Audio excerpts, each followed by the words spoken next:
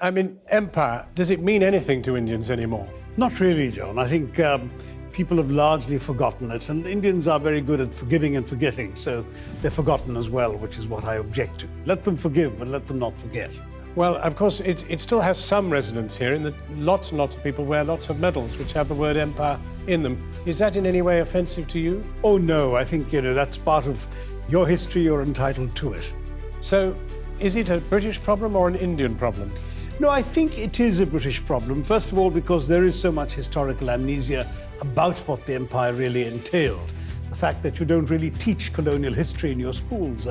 Children doing A levels in history don't learn a line of colonial history. There's no real awareness of the atrocities, the fact that Britain financed its industrial revolution and its prosperity from the depredations of empire.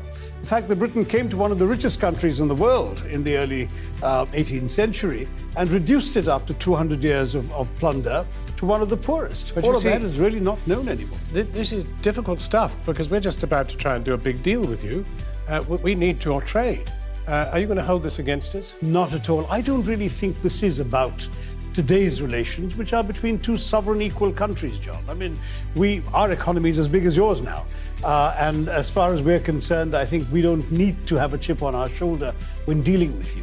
But I think we do need to be aware of history because, as I often say to young people, if you don't know where you've come from, how will you appreciate where you're going?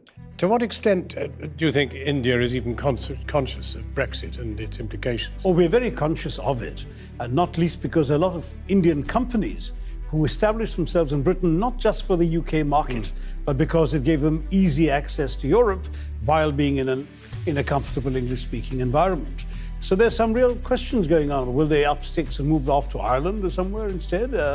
Some of these issues are very much there. Will there now be the possible free trade agreement with Britain? Well,